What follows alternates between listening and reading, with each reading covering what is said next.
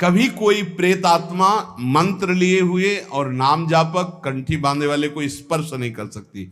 वायु और अग्नि, इस तत्व का उनके अंदर विशेष प्रवेश रहता है, और आकाश तत्व, उनमें जल और पृथ्वी तत्व का, इसलिए जैसे देवता कोई रूप धारण कर सकता है, अंतर ध्यान कर सकता है, ऐसी उनमें शक्ति होती है, पर वो किसी को स्पर्श नहीं कर सकते। वो स्पर्श उसी को करते हैं जो बिल्कुल उनकी कैटेगरी के होते हैं, वैसे ही पापाचरण करने वाले। वैसे ही अब उनको पानी तो मिलेगा नहीं, तो किसी के ऊपर आवेश करके वो ऐसे पानी आदि पीने के लिए, या उसको ऐसे थोड़ी होते कि भगत के ऊपर भूत आ जाए। कभी आज सुना है आपने कंठी बांधे, तिलक लगाए, नाम जापक, कभी कहीं सुना है? मुझे तो आज तक ऐसा प्रमाण नहीं मिला कि कोई सी भगत के ऊपर आए हों। देखा है क्या कभी कोई? हाँ, नाटक ही करता हो भक्ति का तो बात अलग है कि वो, नहीं तो भक्त के ऊपर भूत कहाँ आएगा? पंचमहाभूतों का प्रभाव नहीं रहता, एक भूत क्या कर लेगा? इसलिए नाम जो, डरना मत। तो या करे समस्त भूतों के प्रति अपने समान बर्ताव करता हो। भूत से नहीं मतलब प्राणियों से मतलब, सब भूत ही है जो भजन न करे। कोई डर तुम्हारे अंदर नहीं रहेगा यदि नाम रूपी अंगरक्षक हमारे पास है। हर समय नाम। बचपन में जब थे तो एक दो गली ऐसी पड़ती थी, जैसे अब जानवर जहां बंद थे वहां जाना है, या घर वहां से घर जाना है, तो अंधेरा पड़ता था, गांव में बिजली होती नहीं थी। तो जैसे माता जी से कहते थे बहुत डर लगता है, तो कहती बच्चा जय हनुमान जय हनुमान जय हनुमान कहा करो, डर नहीं लगेगा। तो उस समय बचपन में संस्कार डाले गए थे कि जब गली में पहुंचते अंधेरे में कोई भूत वूत ना हो, तो वह आंख बिल्कुल सीधी करके जय हनुमान जय हनुमान जय हनुमान जय हनुमान दौड़ के गली अंधेरे की निकल जाते थे। वही संस्कार गंगा किनारे भी काम किए कि जीव सब जहां भय लगता तो वहां जोर से भगवान नाम जब कीर्तन शुरू हो जाता। कभी ऐसा नहीं कि कभी दिखे नहीं, ऐसा नहीं, दिखे हैं, पर कभी भय का माहौल नहीं आया। भगवान नाम बहुत बड़ा अंगरक्षक है।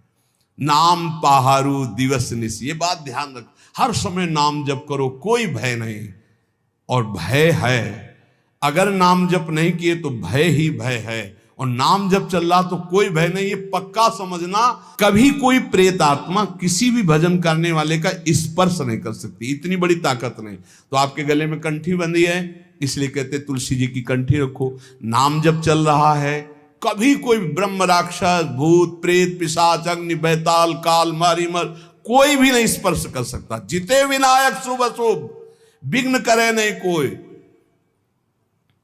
एक बार थोड़ा डरे थे, कमंडल उठा करके शौच जा रहे थे। अब शौच जाने का यही समय होता, 2-3, ये तो शौचालय तो कुछ वर्षों से बने नहीं थे ही नहीं, गांव के बाहर ऐसे जंगलों में ही जाया जाता था। तो एक देखा तो नौबधू खड़ी थी, ऐसे कमंडल लिए हम अपना जा रहे थे, तो और नई अवस्था थी। तो विचार है कि जहां पुरुष, वो उधर माताओं के अलग वो क्षेत्र होते थे, उधर पुरुष नहीं जाते थे। जिस क्षेत्र में माताएं नित्य क्रिया करने जाती थी और जिस क्षेत्र में पुरुष जाते थे माता, तो हमने कहा नौवधू है शायद, इसे पता नहीं यहां बैठना चाहती, तो रफ्तार बढ़ाई। जब रफ्तार बढ़ाई तो आगे देखा वो इतनी जल्दी तो क्रॉस करके जा नहीं सकती। फिर भी मन को हम समझाया कि नहीं है, बच्ची है, दौड़ के चली गई होगी। तो हमका फिर तो झन भन आवाज आती। हम खड़े हो गए, वो खड़े हो गए। हमका शायद यहां सोच होना चाहती होगी। तो आगे बढ़े तो वो बढ़ने लगे।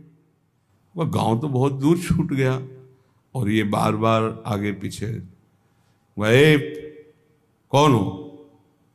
तो ना हमारी तरफ देखना ना, बस फिर घूंघट काट के से, अरे हमका मामला गड़बड़ है। कमंडल का पानी ढरकाया समीर अपना नाम जप करते हुए, वहां कुछ नहीं था। लौट के देखा कुछ नहीं, थोड़ी देर में लौट दे कुछ नहीं। देखो नाम चल रहा है तो ये अनुभव करो, कोई डर नहीं तुम्हें छुएगा। इसलिए हर समय डरते रहो, नाम जप करते रहो। एक हमने सत्संग में प्रसंग सुनाया है। एक पुलिसमैन जो है वो ड्यूटी करके आ रहा था, नाइट ड्यूटी।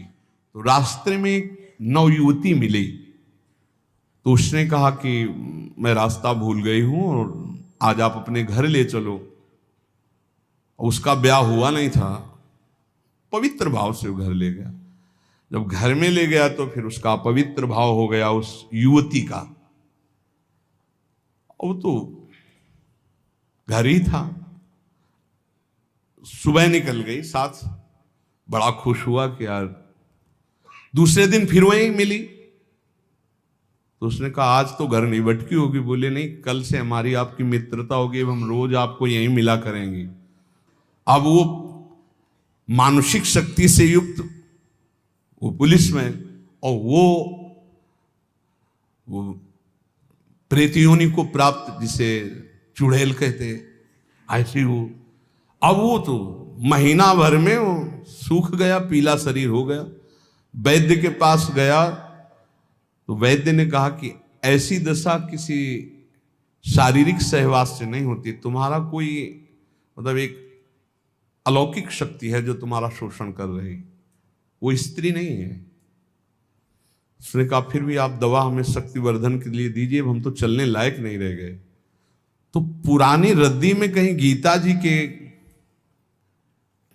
कोई परिचय में श्लोक जैसे लिखे तो पुराने उसमें गीता जी के श्लोक, उसमें उसने पुड़िया बना दी, वो पुड़िया ऐसे डाल ली और उसने जाके गुस्सा में दरवाजा बंद कर लिया कि आज से हम मिलेंगे ही नहीं, हमारा तो जीवन ही बर्बाद हो गया। तो देखा पार्श्व में बैठी, उसके होश उड़ गए। उसने कहा कि आप कौन हो, कहां से आई हो? तो इतने दिन उससे मिल रहे, अभी ये नहीं जान रहे कौन हो? बोले कहां से आए हो? तो झरोखे से आई। तो उसके होश उड़ गए, झरोखे से आई इसका मतलब? तो उसने कहा दूर क्यों हो, तुम आते ही हमारे को स्पर्श करती थी, आज स्पर्श। बोले पुड़िया हटाओ जेब से।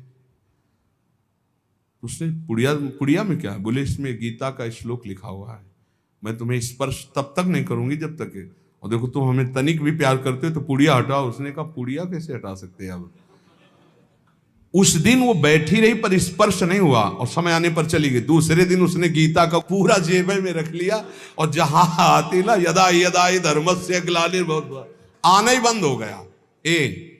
गीता जी, भगवान का नाम, भगवान की लीला, भगवान की चरित्र, तुलसी जी चरणामृत, ये हम सब सेवन। रज रानी हमको भूत लगेगा? नहीं भाई, ये कल्याण के लिए आते हैं, डरो मत। ये ना डरे कि वृंदावन में भूत है। क्या जानते हो आप? भगवत चरित्र पढ़ के देखो, जो ब्रज के भक्तों के चरित्र कैसे मिलते हैं, चरित्र जिनमें ऐसा। तो संतों से अपना कल्याण करने आते हैं, डरना नहीं। नाम है तो डर कैसा? बिल्कुल मत डरना। और जिसको डर लगे तो रात भर जग के भजन करना, और क्या अपने कमरे में। डर है नहीं, पक्का डर नहीं। अच्छा, भूत में भी तो भगवान है। एक बार नामदेव जी के सामने भूत प्रकट हुआ, खूब लंबा। तो उनका वाह प्रभु हम जानते आप ही हो। तो वही मुरली मनोहर भगवान दिखाई दिए। कोई चराचर जगत में मत्ता परतरम नान्यत किंचिदस्ति धनंजय, भगवान की सिवा कोई नहीं। इसलिए खूब नाम जप करो, निर्भय रहो, स्वस्थ शरीर रहे, ऐसे आचरण करो, क्योंकि इसी शरीर से भगवत प्राप्ति होनी। शेष चर्चा आगे। श्री राधा वल्लभ लाल की।